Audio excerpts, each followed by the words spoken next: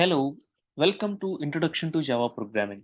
In this session, we will discuss reading data from user in Java.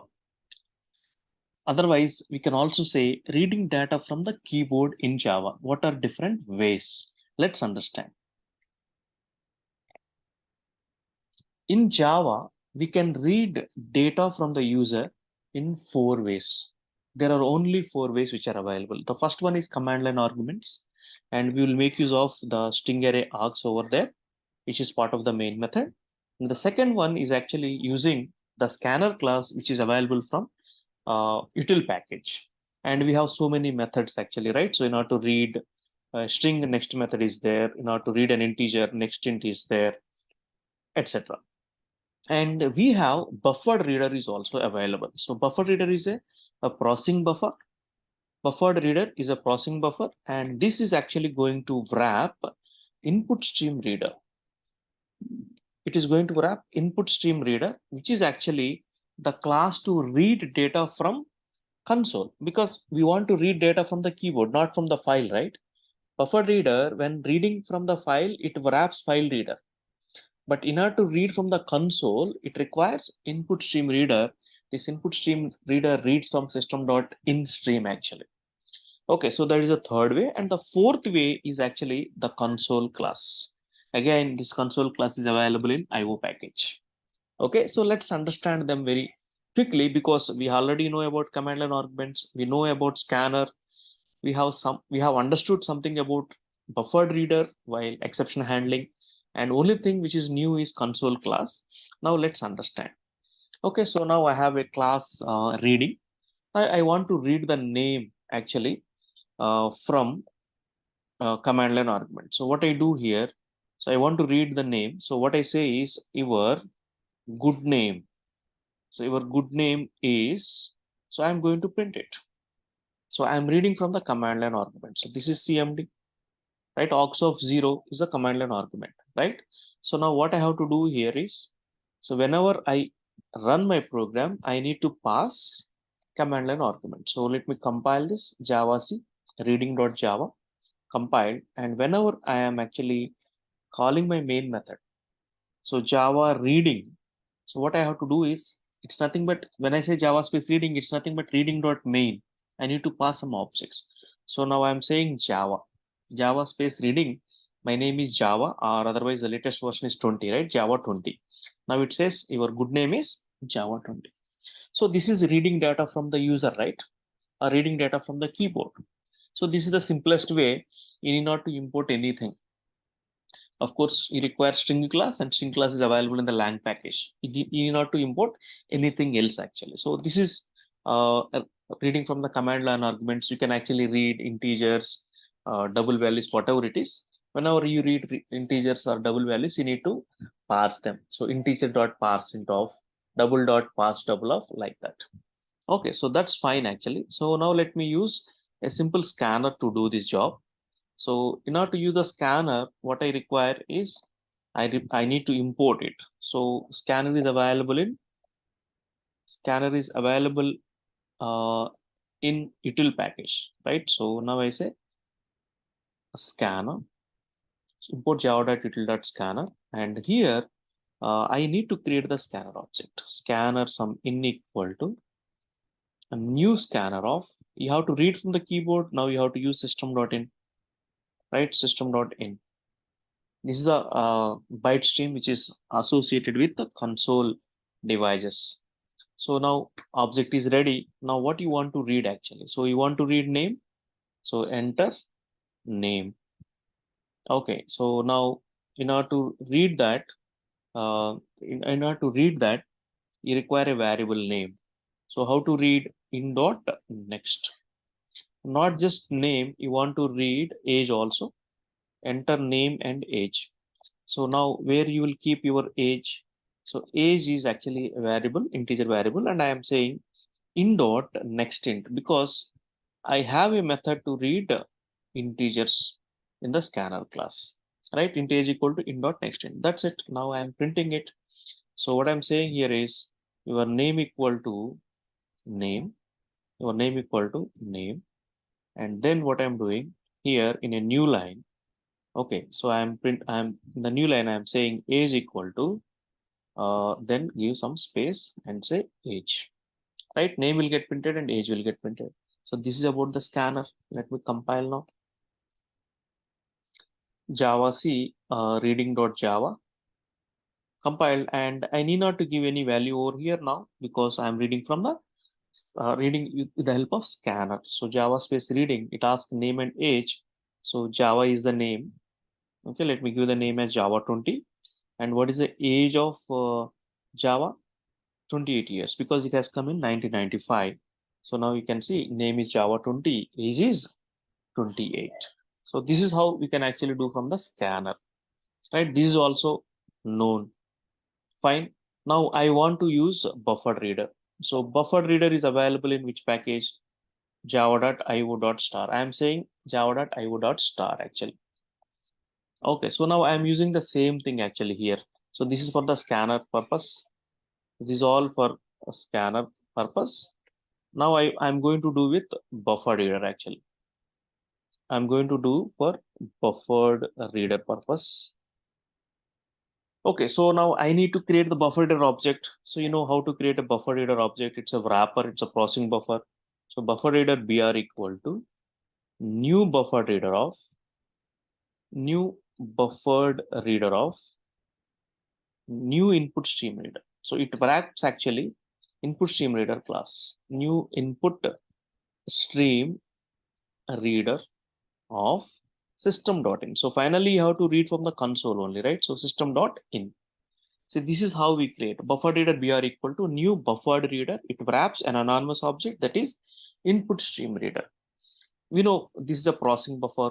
In order to have greater efficiency, we use them, and it is to wrap input stream reader, and which is actually reading from system.in byte stream, which is attached to console devices. Now here, when the object is ready, now just I can ask like this. Okay, so here also again, I'm asking for the name and age. Enter name and age actually. So now here, what I do here, string n equal to, this is my name. Now this time I will read with the read line. Okay, so this is br.read line. So now whenever I use read line has inherent capability of throwing IO exception. IO exception, so I must declare it. So now what I do, I will say throws IO exception, right? And yeah, so now I have to read age also. So int a, because already I have age defined, right? So I'm saying int a equal to br dot read line. So this will be wrong because br dot read line will read a line of text. So now what I have to do is I need to parse it, integer dot parse int of br dot read line. Okay, so we are expecting an integer to be provided here. Okay, age, we are expecting an integer, but that integer will be in the form of string because br.readline, and later you will get back the integer. For example, 19 is the age, and it will be read as readline text, and later it will get converted to 19. We are expecting an integer. If user gives something else, then we require try catch through. That is exception handling stuff we have already seen. Now I just want to print it. So here, how to print the same line actually, system.out.println. So instead of name, I will be having n here. Instead of age, I will be having age. That's a, right? That's it. This is how we read with a scan buffer reader. So we can read with read line method. So whenever integer is there, we need to convert that back to integer. Java C reading.java. Okay, so I haven't kept semicolon over here. Let me correct that. And yeah, so let me go back to my terminal and Java C reading.java. Now compiled successfully. When I say Java reading, it asks me two times. Whenever I say reading, it asks me twice. Enter name and age. Now I am saying Java. And what is the age of it? 28. Right? Now it will get printed. Name Java, age 28. Enter name and age. This time I am saying name is C, and what is the age of C? C has come in 1972, right? And we are actually 2023, so its age is 51 years, right? It's bigger than, it's older than everybody of us, right? So now I'm saying C and 51. Now we can see name equal to C and age equal to 51. So everything is working fine, right? So this is the third way. So command line argument we have seen, scanner we have seen, buffer reader also we have seen. Now let's understand about the console. Okay, so how to read with the console? Same thing actually. So now let's ask again. Let's ask again the for this one. This is the third way. So this is the first way using util class, and this is the second way using buffer reader, and the third way is actually using console class. So how to use the console class? Let's see. This is the third way, and the fourth way, let's assume that is the command line arguments, whatever it is. So now you have a console class. Where is this console class is available? This console class is available in IO package. So we have already IO package available over there. Console some C equal to, okay, so now system dot console. So you cannot say new console because you cannot instantiate console class. Console C equal to system dot console. So console class is an abstract class. You cannot create an object of it. So you can actually make use of this console method, which is available in the system class to create the console object. Okay, this is something new. So there is no new keyword. So that is something you have to understand. And the object is created. Once the object is done, then you can ask actually for enter name and age. Okay, enter name and age. Then I have to take actually the name and age, right? Otherwise, we will actually take something else because already name and age we are taking. So enter city. Okay, enter city, and instead of age, we will actually take a pin code value, that is integer, right? So enter city and pin. So now what we do, city equal to string city equal to c dot read line. So console also has the same method, read line method only. Okay, but only the difference is the read line method in the buffer reader throws IO exception. Here does not throw. Okay, it does not throw IO exception. Okay, that's only the difference. Console class has no IO exception, whereas console class readline method has no IO exception, whereas buffer reader readline method has IO exception. That's the difference. So if you're writing separately console class, this throws is not required. Since I am writing everything in the same class, now you require. Yeah, otherwise that's the difference actually. So string city equal to c dot readline, and now pin equal to int pin equal to c dot read line again, but this read line reads a line of text, right? So now what you need to do again, this integer dot parseInt you have to use. So here I have to say integer dot parseInt of c dot read line. So this should be over here. Okay, that's it. So when you're done with that, then we can actually print both of them. Then we can print all these things actually. So we read it and I'm going to print it. So when I say print, so what we are printing here, city we are printing, and that is actually city, and we are printing pin. Yeah, so now this is going to be PIN, right? Fine. So that's it. Yeah, so this is about the console class. Now let me compile this actually. Java C reading.java.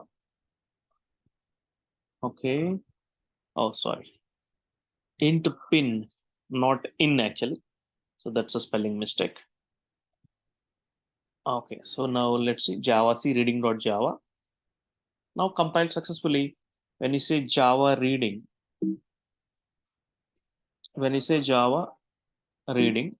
now you can actually see enter name and age. So now this time I'm saying QWERTY, and age is actually, let's say 21. That will get printed. Ask for name and age again.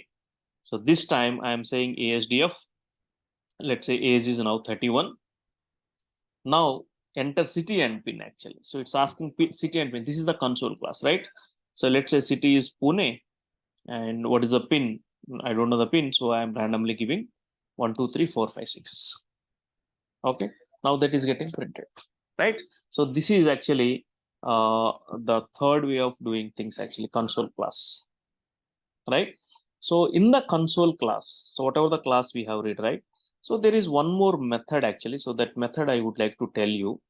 There is a method called read password. So you can read the passwords using that method. Okay, so what it will return is a character array. What it will return is a character array. So char some pw equal to, yeah. So we can actually read the password. So c dot read password. So this method is there actually. Okay, so now what we ask is we ask the user to enter a password actually. Enter password. Enter password. Now we can read the password directly. We have a method actually, and then let's print the password in the password. Okay, so here when you are reading the password, see, password is something whenever you are entering, you should not get displayed actually. So that is achieved with the read password. That is achieved with the read password. Now let me actually show you this. Okay, so let me compile this, and when I run this, so now I am giving actually Java, and the age is going to be 28, and the C, the age is going to be 51, 51, and then city, let's say this time Hyderabad, and the pin is going to be some 5 lakhs 1. Now it asks the password actually. So when I give the password, for example, I'm giving a password actually. Okay, but it's not getting printed. That's what reading password. I have given the password, but it's not printed. So when I print actually, so it is actually printing me Java at 1, 2, 3. I have given the password, but it's not getting displayed, but I can actually print it because I'm printing it, right? So whenever you type the password, so others should not see, right? That's actually being achieved with this read password method of the console class, right? So hope you understood, and these are the 4 ways to read data in Java.